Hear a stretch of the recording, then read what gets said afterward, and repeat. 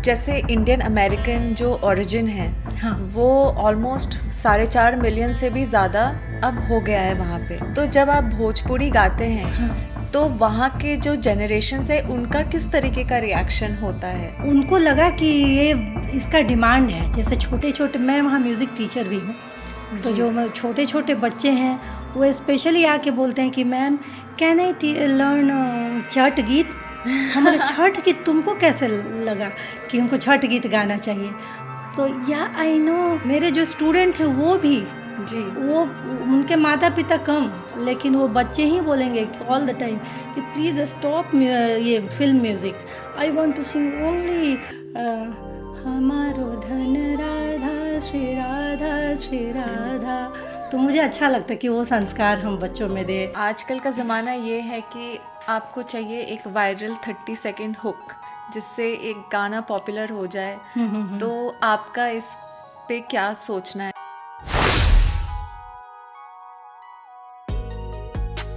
Bhojpuri singer सिर्फ fame और पैसे के लिए गाते हैं? तो आप ये अमेरिका में लेके जाके कैसे इसको आपने सफल बनाया? तो लगा कि अरे उनके यहाँ भी तो ऐसे ही दाल भरी पूड़ी बन रही है, गुड़ वाला खीर बन रहा है, जी। जो कि हमारे यहाँ बनता है। वो माहौल देख के लगा कि अरे भोजन तो एक जैसा है, बातें भी ये लोग हमारे जैसे ही करती हैं। भोजपुरी म्यूज़िक में ओरिजिनलिटी कम है और रिमिक्स काफ़ी पॉपुलर हो जाता है। कुछ तो हम देखें कि हाँ, वो म्यूज़िक बजते ही लोगों को एनर्जी आ जाती जी है। बिल्कुल बिल्कुल। तो म्यूज़िक मेन है उसमें, लेकिन अब लिरिक्स पे जाए तो लिरिक्स बदल सकते हैं हम लोग। क्या ये सच है कि भोजपुरी इंडस्ट्री में या भोजपुरी को एक महत्व नहीं मिलता है, जो सक्सेस रेट है वो कम होता है कंपेयर टू अदर लैंग्वेज? ना, मुझे तो लगता है कि बिल्कुल उल्टा। मेरी जो फ्रेंड्स तमिल की हैं, मराठी हैं, वो लोग हमेशा बोलती हैं कि अरे स्वस्ति जी, आप तो कुछ भी गा देते हो और कितना अप्रिसिएशन मिलता है। तो गणपति जी पे कोई भजन है आपके पास अभी? सबसे पहले पूजा तोहार हो, गौरी के ललनवा। सबसे पहले पूजा तोहार हो, गौरी के ललनवा। ब्रह्मा से पहले, विष्णु से पहले, ब्रह्मा से पहले, विष्णु से पहले, शिव जी से पहले तोहार हो, गौरी के ललनवा। आज के एपिसोड में हम मिलने वाले हैं एक ऐसी आवाज़ से जो बिहार के आरा से निकल के कैलिफोर्निया तक अपनी भोजपुरी धुनों का जादू बिखेर रही हैं।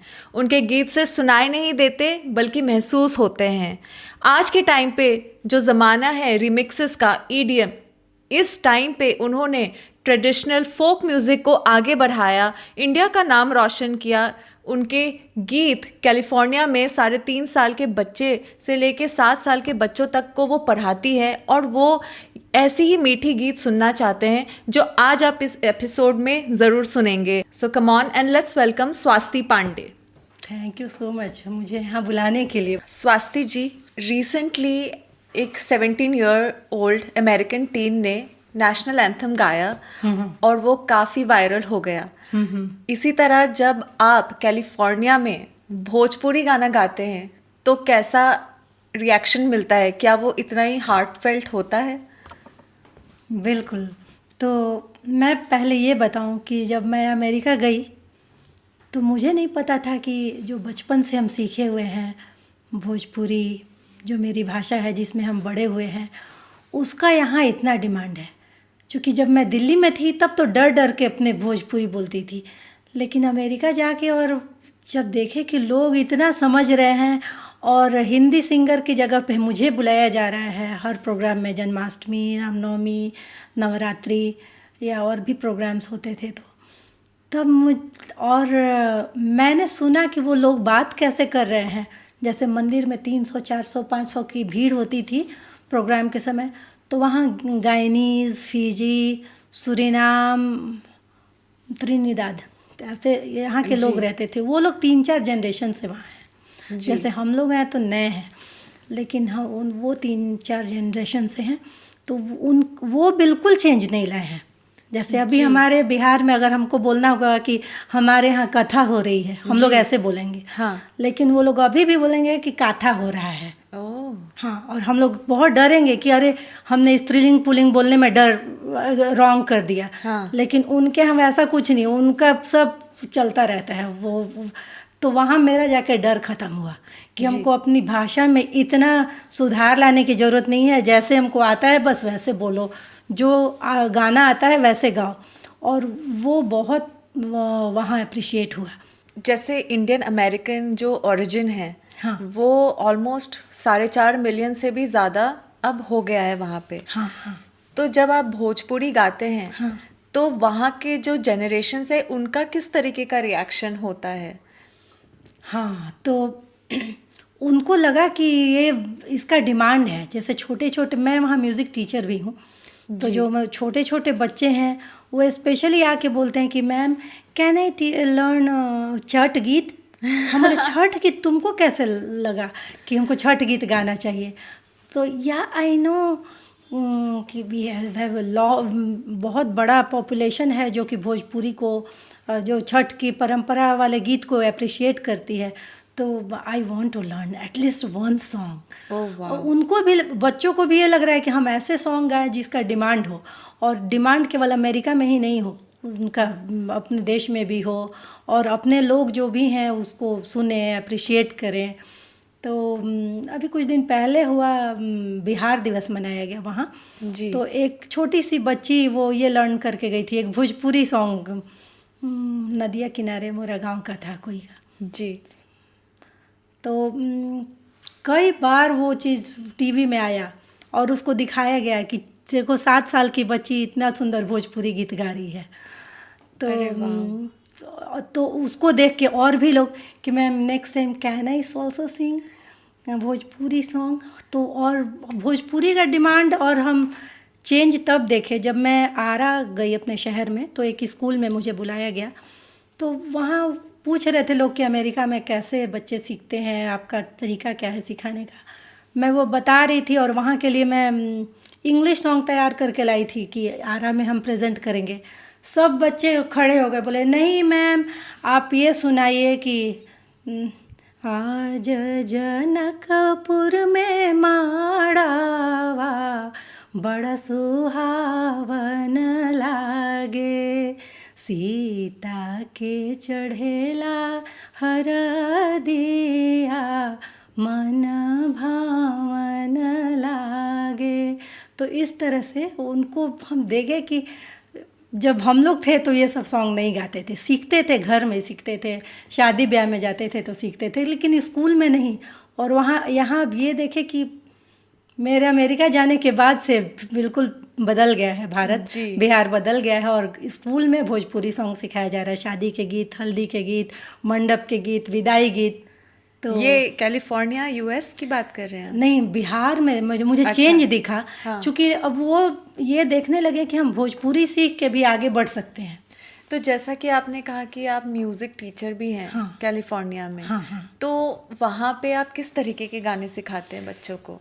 वहाँ मैं 4 तरह की चीज़ें सिखाती हूँ। जी। पहले मुझे पता करना होता है कि आप किस पर्पस से आए हैं। तो कुछ बच्चे कीबोर्ड सीखते हैं जी। कुछ हिंदुस्तानी क्लासिकल सीखते हैं, और उसके साथ साथ मैं 1-2 भोजपुरी रखती हूँ। जी। जैसे जन्माष्टमी हुआ तो उनको सिखाया कि कैसी बजाई बंसुरिया मोहन, कैसी बजाई बंसुरिया, जी। इस टाइप के। और रामनवमी का हुआ तो होली के समय चैता सिखाए। चैता एक गायन शैली है, जैसे ठुमरी हुआ, चैता हुआ, दादरा हुआ, तो वो सिखाए कि जैसे आई गईले चैत के महीनवा हो रामा, श्याम नाही अइले, आमवा मंजरी गईले लगले टिकोरवा, कोयली कुहुक मार मनवा हो रामा, पिया नाही अइले। और सिखाना तब मुझे जब ये यूज़फुल लगा कि एक तो अपने ट्रेडिशन को आगे बढ़ा रहे हैं, दूसरा एग्ज़ाम में भी था, जब बच्चे एग्ज़ाम देने गए, जैसे जो म्यूज़िक का एग्ज़ाम होता है, ये हमारा स्कूल एफिलिएटेड है प्रयाग संगीत समिति और गंधर्व महाविद्यालय। जी तो उसमें था कि एक होली गाइए, जी तो लगा कि चलो फिर क्षेत्रीय भाषा में गाओ। जी। तो ऐसे लगा कि अपने भाषा को प्रमोट करना बहुत आसान है मेरे लिए, क्योंकि इसका डिमांड है। जी एग्ज़ाम में नंबर आ रहे हैं, लोग वाह। अप्रिशिएट कर रहे हैं, तो हर तरह से मेरे लिए तो दोनों हाथ में लड्डू हुआ। आज के टाइम पे आपने भोजपुरी को इंडिया से कि बिहार से ही नहीं बल्कि आप उसे कैलिफोर्निया यूएस जैसे जगह में भी इसे ज़िंदा रख पा रहे हैं, वो आप कैसे कर पा रहे हैं? क्योंकि हमको वहाँ अप्रिशिएशन बहुत मिला। जैसे अभी भी हमारा डिमांड है कि कुछ दिन पहले त्रिनिदाद के कुछ लोग थे जिनके यहाँ शादी थी, वो लोग स्पेशली हमको बुलाए, कितने दूर से, कई बार फ्लाइट का टिकट तो कई बार दे के बुलाते हैं। जी तो वो ये बुलाए कि आप ही उसको गा सकोगे। और मटिकोड़ हो रहा है हमारे यहाँ, रस्म है शादी में मटिकोड़ का, हल्दी का तो वो सब गीत, और काइंड ऑफ उनको उस टाइप का ही चाहिए, जैसे है कि कैसे बनी कैसे बनी कैसे बनी हो रामा कैसे बनी, इस टाइप के गीत वो खूब चलने वाला, वो अभी भी खूब बजा के गाते हैं। अरे वाह। और मेरा है कि मैं गाने लिखती भी हूँ और ट्यून भी बनाती हूँ। जी तो उन सब पे मैं फिर उनके शादी के ही गीत गाना बजा के, गीत बना के और मैंने गाया। जी हाँ। ये कितने अलग अलग टाइप के लोकगीत होते हैं? तो हर क्षेत्र के अपने गीत होते हैं, लेकिन जो बिहार वाला है उसमें सोहर बहुत पॉपुलर है। सोहर, झूमर, खिलौना, चैती। तो इसमें आपका फेवरेट कौन सा है? मुझे अपने फेवरेट तो छोड़ के तैयार करना होता है माहौल के अनुसार। जैसे अभी मैं उदयपुर गई थी, वहाँ प्रोग्राम था, जी तो शिव ये चल रहा था, श्रावण महीना, तो शिव रुद्राभिषेक हो रहा है, तो मुझे उसकी तैयारी के लिए मैंने एक शिव भजन तैयार किया, जो कि भोजपुरी से शुरुआत करते हुए मैं उसको फिर राजस्थानी फोक में चेंज किए। अरे वाह। जैसे कि है कि हमार जोगिया हो, हमार जोगिया हो, हमार जोगिया, डम डम डमरू बजाइला हमार जोगिया, हो डम डम डमरू बजाइला हमार जोगिया, डमरू डम डम डमरू हमार जोगिया, हो सखिया डमरू बजाइला हमार जोगिया। तो ऐसे चेंज करके फिर अपन भोजपुरी का दिखाते थे, फिर राजस्थानी। और आजकल एक और टॉपिक पे मेरा काम चल रहा है, जो मराठी अभंग होते हैं, जी तो उनको भी मैं भोजपुरी में लिख रही हूँ। जैसे अभंग तो है मराठी में, लेकिन उसको वो धुन वही रहेगा, और वैसे उस पर भी मैं काम कर रही हूँ अभी। जब लोग यूएस में शिफ्ट करते हैं हाँ। तो उनकी जो एक ओरिजिन है, जो डीप रूटेड ओरिजिन है, वो अपने लैंग्वेज में बात नहीं करते हैं। हाँ हाँ। एंड ये चीज़ें धीरे धीरे कम ही होती जा रही है।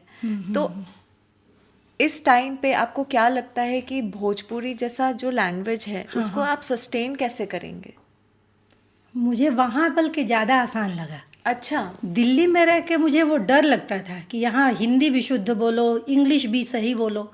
वहाँ मुझे लगा कि आपको इंग्लिश भी सही बोलने की ज़रूरत नहीं है, और कुछ भी बोलो, बस बोलो, क्योंकि चाइनीज़ भी हैं तो वो इंग्लिश सही नहीं बोल रहे हैं, कोरियन भी हैं तो वो भी लटपटा रहे हैं, जो भी अपनी भाषा को, जिनका सेकेंड लैंग्वेज है, वो इतने कंफर्टेबल तो नहीं रहते हैं इंग्लिश में बात करने में। जी तो जब सबका सेकेंड लैंग्वेज ही है तो फिर हम भोजपुरी में क्यों ना बात करें। जी। तो मेरे लिए बहुत आसान रहा, और वहाँ कोई जज करने वाला नहीं है। जी बिल्कुल। पहली बात ये लगा। तो अब भोजपुरी एक ऐसा लैंग्वेज है जहाँ जब गाने बजते हैं हाँ। तो वो गाने थोड़े क्रिंज होते हैं। कहने का मतलब ये कि अलग तरीके की उसमें अलग लहजा होता है उस हाँ, गाने हाँ, में, हाँ। और उसी तरीके के गाने पॉपुलर होते हैं। सो आपका क्या कहना है इस पे? मेरा कहना ये है कि हम लोग अभी भोजपुरी, अवधी, ब्रज भाषा को समझ नहीं पाए हैं। जितने क्लासिकल सॉन्ग है सब भोजपुरी में ही तो है तो साउथ इंडियन सिखा रहे हैं लोग, मराठी टीचर हैं, लेकिन तब मुझे लगा कि मैं अच्छी तरह समझ पा रही हूँ क्योंकि जो सारे लिरिक्स तो भोजपुरी में है। जैसे कि श्याम सुंदर आज बंसिया बजावे, हर पेज में जब भी राग पे देखो, राग ललित में जो बंदिश है वो भी भोजपुरी में है। तब मुझे लगता है कि मेरे लिए कितना आसान है। जब दूसरे टीचर सिखाते हैं तब लगता है कि मैं बहुत अच्छे से समझ पा रही हूँ, क्योंकि जो इतने बड़े बड़े संगीतकार जो हुए हैं, जो लिरिक्स लिखे हैं, 80% भोजपुरी में है। जी। क्लासिकल अगर देखो 4 लाइन की ही बंदिश होती हैं, लेकिन वो भोजपुरी में है, अवधी में है। अभी रामायण पाठ, रामचरितमानस पाठ इतना पॉपुलर हुआ है यूएसए में। जी। हर सैटरडे संडे अखंड रामायण, किसी का 68th बर्थडे है अखंड रामायण, 25th एनिवर्सरी है अखंड रामायण, तो बहुत पॉपुलर हुआ है। तो और क्यों ना पॉपुलर हो, क्योंकि हमारे तो सीता मैया बिहार से हैं, जी बिल्कुल, मिथिला से हैं, तो वो सारे जब उस स्पेशली लोग मुझे बुलाते हैं कि जब विवाह का प्रसंग आएगा स्वस्ति जी आप गाइएगा, तो और अच्छा लगता है। जैसे कि राम आए जनक फुलवारी, आज चर्चा करे नर नारी, इस टाइप से कभी कभी उसको हल्का सा चेंज कर देते हैं कि लोग समझ सके, लेकिन वो ओरिजिनली वो या तो मैथिली में होता है या भोजपुरी में होता है। Wow, this is so good to know कि हमारा लैंग्वेज हाँ यूएस में लोग ज़्यादा समझते हैं और वहाँ के लोग ज़्यादा ज़िंदा रखना चाहते हैं। जो आपको ये फील हो रहा है कि इंडिया से ज़्यादा वहाँ लोग इसमें इंटरेस्टेड हैं और इसको मेंटेन करना चाहते हैं। बिल्कुल। मैं एक और एग्जांपल बता रही हूँ। 2-3 साल पहले एक बार रामचरितमानस पाठ कर रहे थे, तो उसमें एक प्रसंग था कि दूत जो है वो दशरथ जी के पास वो लेके जाता है कि आपके जो पुत्र हैं राम जी, वो धनुष जी। तोड़ दिए हैं और उनका विवाह सीता जी से होने वाला है, तो निमंत्रण देने आए हुए हैं। तो था कि हम तो पाती लेके आइल बानी पार से, राजा जनक दरबार से ना, ओहि जा राजा जनक जी के धिया, उनकर नाम हवे सिया, उनकर शादी होई मोधेश कुमार से, राजा जनक दरबार से ना। तो हम गाए तो देखे कि सबका कैमरा ऑन है, जी। सबका फ़ोन ऑन है, रिकॉर्ड हो रहा है। उसके बाद जहाँ गए सब लोग ये ज़रूर गाना गाने लगे, तो हम देखे कि अच्छा अगली बार चलो और भी हम तैयार करके लाए। जी। ऐसे करके केवल रामचरितमानस के पाठ में, विवाह प्रसंग में हम लोग 20-30 खूब सारे भोजपुरी और मैथिली गीत गाते हैं। तो क्या आप स्पिरिचुअलिटी से भी उतना ही कनेक्टेड हैं आज के टाइम पे? हाँ, उसके बगैर फिर जीवन है क्या? ये तो हम लोग पूरे हर रोज़ यही पढ़ते हैं कि सत हरि भजन जगत सब सपना, ये तो सपना ही है। सब लोग अपने आप में ही ऐसे जीते हैं, अब एक कल्पना की दुनिया में ही जीते हैं, तो वो है ही सपना है। और हमारा शास्त्र जो कहता है कि भाई भगवान में मन लगाओ, इतना आसान नहीं है मन लगाना, लेकिन मन लगाओ। तो मेरे जो स्टूडेंट हैं वो भी जी। वो उनके माता पिता कम, लेकिन वो बच्चे ही बोलेंगे ऑल द टाइम कि प्लीज़ स्टॉप ये film music, I want to sing only हमारो धन राधा श्री राधा श्री राधा। तो मुझे अच्छा लगता है कि वो संस्कार हम बच्चों में दें। और तो क्या है एज ग्रुप इन बच्चों की? 3.5 साल से 7 साल। Wow, it's so good to know कि ये उनको स्वीट लग रहा है हमारा फोक म्यूज़िक, हाँ, एंड वो इसमें इंटरेस्टेड हैं। वो बच्चे बोले कि it was too loud, film song too loud है। अब वो कैंपिंग के लिए कहीं गए थे 6-7 फैमिली, तो वो बोले कि स्वस्ति जी आपने क्या सिखाया है। वो बच्चे all the time 4 hours they सैंग only बरसाने वाली राधा श्री राधा हमारो धन राधा श्री। छोटे छोटे बच्चे पूरा उनको रुद्राष्टकम याद है, कई सारे स्तोत्र, राम स्तुति। तो पेरेंट्स को भी अच्छा लगता है कि जो हम नहीं सीख पाए अपने कंपटीशन और कॉलेज की वजह से हमारे बच्चे इतने अच्छा संस्कृत गा रहे हैं। जी, आपके हस्बैंड तरुण जी, वो खुद एक आईआईटी बैकग्राउंड से हैं। उन्होंने आपके इस जर्नी को कैसे सपोर्ट किया? मुझे लगा कि ये लोग, मेरे ससुराल वाले बहुत बुद्धिमान थे। पहले तो मुझे ये लगा कि एक हमारे जैसी साधारण लड़की को वो लोग पसंद किए, तो वो लोग बहुत अच्छे हैं जी। क्योंकि उन लोग को बहुत सारे ऑप्शंस थे, लेकिन अगर हमारे जैसे साधारण लड़की को अगर पसंद किए, उनका क्या था क्राइटेरिया कि लड़की संगीत में होनी चाहिए। जी। तो मुझे काफ़ी मौका मिला। मेरे हस्बैंड बोलेंगे कि तुम रियाज करो भाई, प्रैक्टिस करो, तुम्हारा आज परफॉर्मेंस है, मैं बर्तन धो दूँगा। वाह। आज हम लोग खाना बाहर से मंगवा लिया। हमने नहीं, बाहर से नहीं, कुछ भी बन जाएगा, खिचड़ी बन जाएगा, 2 मिनट में बन जाएगा। तो बहुत सपोर्ट मिला। मेरे ससुर जी जब थे वो भी ऐसे ही बहुत सपोर्ट करते थे, बोलते थे कि नहीं तुम रियाज करो, शाम का टाइम है। सुबह भी बोलेंगे कि आज हो गया, आज प्रैक्टिस। तो बोला नहीं, कुछ तो काम कर ले घर का, मेरा ससुराल है। बोले नहीं, तुम बेटी हो, आराम से खूब प्रैक्टिस करो, खूब अपने संगीत में आगे बढ़ो। तो आपके बच्चों का क्या कहना है इसमें? बच्चों का भी काफ़ी सपोर्ट है। बच्चे मेरे बहुत हेल्पफुल हैं क्योंकि मैं याद करती हूँ उनको। जैसे मेरी जब बेटी गिटार बजाती है तो मुझे बहुत सपोर्ट मिलता है, लगता है कि चलो हमको बेटा तबला बजाता है जी। तो मुझे बाहर खोजने की ज़रूरत नहीं पड़ती है जी। कि नहीं तो हर बार देखो कौन अवेलेबल है कौन नहीं, और तबला तो ज़रूरी होता है सिंगर्स के लिए। तो आजकल का ज़माना ये है कि आपको चाहिए एक वायरल 30 सेकंड हुक जिससे एक गाना पॉपुलर हो जाए। तो आपका इस पे क्या सोचना है? क्योंकि आप ऑलरेडी पॉपुलर तो हैं, आपके काफ़ी फॉलोअर्स हैं यूट्यूब पे, आपको लोग सुनते हैं, जानते हैं, बट आप इन चीज़ों में क्यों नहीं घुसते? मुझे लगता है मेरा सोच इसमें बहुत अलग है। मैं ये नहीं सोचती हूँ कि मेरे जैसे तुच्छ लोग का कोई सुन के और अपना कोई टाइम खराब करे। मेरे ख्याल से सब लोग उस जगह पे कुछ रामायण की बात सुने, कोई भागवत की कथा सुने, वो मेरा सुन के क्यों अपना टाइम खराब करेंगे। और अगर हम कुछ सुनाए भी तो या भगवान का नाम हो या भजन हो। जी जी बिल्कुल। सो आप हैं आरा बिहार से। हाँ, आपकी ये जर्नी आपने कैसे शुरू की? ये भगवान की कृपा थी कि मुझे मेरे मोहल्ले में काफ़ी भाभी लोग थी, भैया लोग थे जो जिनके यहाँ म्यूज़िक का माहौल था। और मेरे पिताजी खुद भी बहुत सारे इंस्ट्रूमेंट बजाते थे, मेरी सारी दीदी लोग सीखी हुई थी, तो मुझे संगीत का माहौल मिला। और मेरे पिताजी नहीं रहे, मेरे 14 साल की मैं थी तो वो भाभी लोग हमको एक स्कूल में ले गई, बोली कि स्वस्ति जी चलिए मेरे साथ। वहाँ गए और इतना सुंदर माहौल, कहीं कथक का वो बोल चल रहा है, एक तरफ तबला सिखाया जा रहा है, हर क्लास में एक एक राग सिखाया जा रहा है, कोई हाई स्कूल था वहाँ।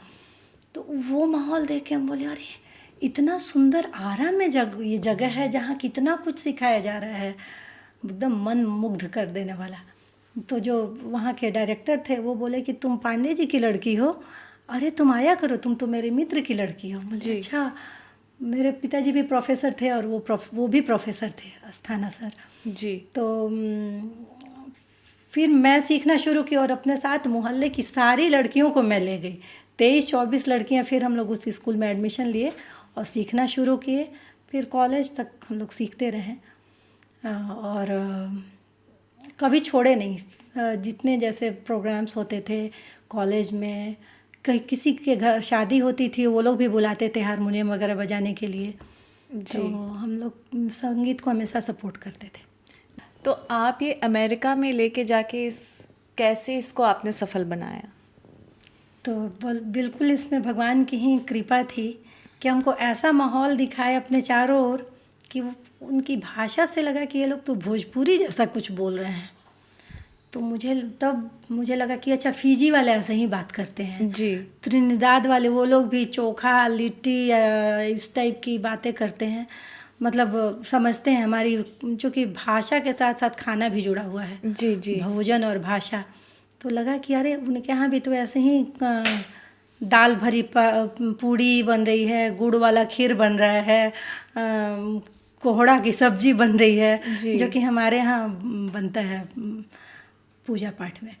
तो वो माहौल देख के लगा कि अरे भोजन तो एक जैसा है, बातें भी ये लोग हमारे जैसे ही करती हैं, बल्कि हम लोग थोड़े और मॉडर्न हो गए हैं। बिहार वाले थोड़े जी। चाहेंगे कि और अच्छे से बात करें। बिल्कुल जो पहले था कि लीजिए दीजिए, ये मिठास छोड़ के लो दो पे हम लोग आ गए हैं। जी बिल्कुल। जो कि और उनका वैसा नहीं, वो लोग अभी भी अपनी परंपराओं से जुड़े हैं। उनके यहाँ अभी भी तुलसी जी हैं, तुलसी जी की परिक्रमा करेंगे। पता नहीं हमारे यहाँ भी कितना फॉलो होता है, लेकिन वो अपने जड़ से जुड़े हुए हैं। तो वहाँ कोई फिर शर्म नहीं था कि हमारे, कोई पर्दा नहीं था कि हमको बन के गाना है। मेरे कोई भी गीत पे वो लोग इतने मग्न हो जाएंगे कि मुझे लगा कि अरे ये तो बहुत बहुत सुंदर स्टेज है। जी। और एक थे वहाँ के पंडित जी का भी काफ़ी योगदान रहेगा, क्योंकि हर प्रोग्राम में मुझे बुलाते थे, उन लोग का मीटिंग होता था कि कौन सिंगर आएंगे। तो अब पंडित जी इतने ध्यान से सुनते थे। वो बलिया जिला के थे। जी। बलिया के रहे, तो वो हमारी सेम भाषा थी, तो उनका बहुत ही उनका आशीर्वाद रहा है। जी। और कोई भी गीत हो, जैसे था कि हमरे दुआर होके आई हाय राम जब जइहा जनकपुर में, हमरे दुआर होके आई हाय राम जब जइहा जनकपुर में। तो उनको लगता था कि हाँ, हमको प्योर हिंदी भी भजन जैसा फिर नहीं लगता है, जबकि पुरानी जो अवधी ब्रज और उसकी भाषा में जो बातें होती तब लगता है कि ये शुद्ध भजन है। जी जी। भोजपुरी में लोग अपने आप को अंडर कॉन्फिडेंट क्यों फील करते हैं? क्या आपको ऐसा कभी महसूस हुआ है? हाँ, तो धीरे धीरे अभी बदलाव आ रहा है, काफ़ी बदल गया है। और हाँ, क्योंकि बहुत अच्छी भी चीज़ें थी जो कि हम लोग सुनना भूल गए थे। हम लोग खुद भी नहीं सुनते थे, बचपन में लगता था कि भोजपुरी कैसे, उसको ख़राब माना जाता है। जी। लेकिन नहीं, वो बदलाव आ रहा है। हम लोग तो 10 साल में काफ़ी बदलाव देखें, क्योंकि भोजपुरी तो मीठी भाषा है। जी। तो उसमें इसको अक्सर गाली गलौज के तरह से देखा जाता है। आई थिंक कुछ गीत भी होते हैं जो हम गाते हैं, आई थिंक शादी के भी हाँ टाइम हाँ पे हाँ, गाते हैं। और हाँ, तो और उसको बहुत अच्छा माना जाता है। वो होता है एक तरह से, अगर गीत में गाली जब गाते हैं विवाह में, किसी का नाम न लिया जाए तो जेंट्स लोग गुस्सा भी हो जाते हैं कि अच्छा। अरे मतलब हमको मान सम्मान नहीं दिया गया। ओह। तो राम जी वो रामचरितमानस आप पढ़ेंगे तो उसमें भी लिखा हुआ है कि गारी दे हूँ जेवना, मतलब खाना खिलाते समय वो लोग गाली गा रहे हैं। तो ये बहुत ही शुभ माना जाता है। जी। भोजपुरी म्यूज़िक में ओरिजिनलिटी कम है और रिमिक्स काफ़ी पॉपुलर हो जाता है। डांस के लिए में भी चाहिए थोड़ा म्यूज़िक, तो इसलिए, लेकिन हर तरह के रस होते हैं, शांत रस, करुण रस, रौद्र, वीर। तो ये जो रस होते हैं, तो कुछ तो हम देखें कि हाँ, वो म्यूज़िक बजते ही लोगों को एनर्जी आ जाती जी है। बिल्कुल बिल्कुल। तो म्यूज़िक मेन है उसमें, लेकिन अब लिरिक्स पे जाए तो लिरिक्स बदल सकते हैं हम लोग। क्या ये सच है कि भोजपुरी इंडस्ट्री में या भोजपुरी को एक महत्व नहीं मिलता है, जो सक्सेस रेट है वो कम होता है कंपेयर टू अदर लैंग्वेजेस? ना, मुझे तो लगता है कि बिल्कुल उल्टा। जी। मेरी जो फ्रेंड्स तमिल की हैं, मराठी हैं, वो लोग हमेशा बोलती हैं कि अरे स्वस्ति जी, आप तो कुछ भी गा देते हो और कितना अप्रिसिएशन मिलता है। हम बोले कि हमारे भोजपुरी वाले, बिहार वाले इतने अच्छे हैं ही, और हमारे कई स्टेट जुड़ा हुआ है, जैसे यूपी के भी कुछ क्षेत्र बिहार से जो भोजपुरी भाषी हैं, और बुंदेलखंड भी मिलता जुलता है। जी। उसके भी वो भी सेम चीज़ समझते हैं। तो काफ़ी मिलता है, बल्कि उन लोग को हम देखे हुए स्ट्रगल करते हुए, जी। तो मिलता है, ज़रूरत से ज़्यादा मिलता है अप्रिसिएशन। तो कुछ मिथ और फैक्ट की तरफ बढ़ते हैं। हाँ, भोजपुरी सिंगर सिर्फ फेम और पैसे के लिए गाते हैं? वो तो हर सिंगर दो तरह के होते हैं। अगर पैसे की ज़रूरत है तो वो पैसे के लिए गाएंगे, जी। और मैं उसमें नहीं जानती, ये व्यक्तिगत है कि जी। वो पैसे के लिए गाना है कि फेमस होने के लिए गाना है। लेकिन कई बार ये भी है कि इतना प्यार मिलता है हम जो काम कर रहे हैं, तो उसके उस हिसाब से ही। मॉडर्न भोजपुरी गाने में फोक वाला जो एसेंस है वो कम होते जा रहा है। लेकिन वो फिर भी वो उसकी आत्मा रहती है प्योर ही, कोई भी सॉन्ग हो। जैसे कि गोरिया चांद के अजोरिया नियन गोर बाड़ हो, तो हर जोड़ के हो नए खे बेजोड़ बाड़ हो। तो होते हुए पूरी मतलब आत्मा को लिए हुए हम आगे नहीं बढ़ सकते हैं, तो वो रहती है आत्मा। ऊपर तो सजावट भले ही थोड़ा सा लाउड म्यूज़िक हो, जी। लेकिन तत्व तो वही रहता है। क्या भोजपुरी म्यूजिक ग्लोबली सक्सेसफुल नहीं हो सकता? बिल्कुल है, क्योंकि कितने बड़े जनसंख्या को लेके चलना है। जो भी जनसंख्या है, जो भी लोग हैं ग्रुप में, छठ के गीत से चल रहे हैं भोजपुरी में। हमारे तो इतने त्यौहार हैं कि हो सक्सेस रेट इसका ज़्यादा है। छठ से रिलेटेड आपका क्या कहना है? हमने देखा है कि यूएस में और भी छठ पूजा को बहुत बड़े स्केल में बनाया जा रहा है। मैं जहाँ पे हूँ, जिस जगह पे, वहाँ एक से शुरुआत हुई। एक शालिनी सिंह थी आरा की ही, उसने शुरुआत किया वहाँ पे छठ घाट पे जाके। और अब धीरे धीरे तो वहाँ इतने लोग हो गए 1700, जबकि गवर्नमेंट के तरफ से यही आया कि इतने बड़े लेक पे केवल 1200 लोग ही आ सकते हैं। जी। फाइन भी देना पड़ा हम लोगों को, जी। क्योंकि इतने ज़्यादा लोग आ गए। हर जबकि एक एक गाड़ी में वो सब नोट होता था। वो लोग गवर्नमेंट की तरफ से फायर ट्रक वगैरह सब की व्यवस्था थी, क्योंकि जहाँ भी दीप जलेगा तो वहाँ फायर ट्रक रहता है। तो लेकिन हम लोग फिर और इस पर भेजे हैं, जो भी कुछ लोग हैं ग्रुप में जी। छठ मेंबर, तो वो कि हम लोग को 2000 लोगों की अनुमति दी जाए। ओह वाह। और हाँ, और हम खुद ही 80-80 पाउंड का, मतलब 100 पाउंड से ज़्यादा का ठेकुआ बनाए हुए हैं जो छठ का है। तो इस बार छठ में आप क्या एक्सपेक्ट कर रहे हैं? इस बार बहुत अच्छा होने वाला है, क्योंकि इस बार ठंड उतनी नहीं होगी। और सब लोग लेक में उतरते हैं। वहाँ लेक जो है नेचुरल लेक है, तो इतना उसका गर्म पानी होता है, बल्कि बाहर में बर्फ़ जमा होता है बालू पे। हाँ। बालू पे तो पैर रखो तो एकदम लाल हो जाएगा, सुन्न नहीं हो जाएगा। जी। और पानी में आते ही इतनी भाप निकलता हुआ इतना आराम लगेगा कि पानी में से निकलने का मन नहीं होता है। तो वहाँ नेचुरल ब्यूटी है। और काफ़ी लोग आने वाले हैं, बिकॉज़ इस बार नवंबर की जगह अक्टूबर में ही है छठ पूजा। हाँ, यस। एक फन सेगमेंट जो मैं आपसे पूछना चाहूँगी, दिस या दैट। भोजपुरी फिल्म या भोजपुरी एल्बम, कौन सा पिक करेंगे आप? Film. Stage performance versus studio recording. Stage performance. Romantic song versus party song. Romantic. Folk versus modern. Folk.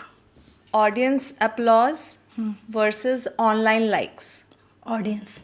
Singing solo versus singing in a group. In a group. Classic Bhojpuri versus trendy Bhojpuri. Classic Bhojpuri. Original song versus remix, कौन सा वाला pick करेंगे आप? मैं सब में अपना तो ज़रूर जोड़ देती हूँ, अपने हिसाब से लिखती हूँ, तो Okay. ओरिजिनल। आप अपने साथ एक किताब लाए हैं, तो उसमें आपने क्या लिखा है? इसमें अभी चूँकि कुछ दिन पहले जन्माष्टमी हुई, तो जी। जन्माष्टमी के सारे सॉन्ग लिखे हुए हैं, और कुछ भोजपुरी के सॉन्ग पॉपुलर सॉन्ग है जिस पे मैंने कृष्ण भगवान के गीत लिखे हैं। जैसे ये वाला है कि पटना से बहदा बुलाई दा नजरा गई गोइया, तो इस पे कुछ कृष्ण भगवान के लिखे हुए हैं। तो कृष्ण भगवान के अलावा भी क्या आप किसी दूसरे हाँ, भगवान वो के बारे में तो लिखते हैं? पूरे साल का फिक्स है कि अब अगर आपको फरवरी मार्च में तो आपको राम जी के भजन चलेंगे, फिर क्लासिकल चलेंगे, फिर दुर्गा जी के, तो अभी गणेश जी के चलेंगे। कुछ दिन में गणपति जी का होने वाला है, तो मेरा गोल रहता है कि हर बच्चों को 10-10 करीब गणपति सॉन्ग आए। तो ओके। इस टाइप के की तैयारियां रहती हैं। तो अब नवरात्रि आएगा तो दुर्गा जी का, और काफ़ी सुंदरकांड चल रहा है तो उसमें तो सबका चाहिए, मतलब शरणागति वाले भजन चाहिए, प्रसंगानुसार हनुमान जी के भजन चाहिए। तो जी, तो गणपति जी पे कोई भजन है आपके पास अभी ध्यान में? सबसे पहले पूजा तोहार हो, गौरी के ललनवा। सबसे पहले पूजा तोहार हो, गौरी के ललनवा। ब्रह्मा से पहले विष्णु से पहले, ब्रह्मा से पहले विष्णु से पहले, शिव जी से पहले तोहार हो, गौरी के ललनवा। Wow, that was great. Thank you so much. धन्यवाद।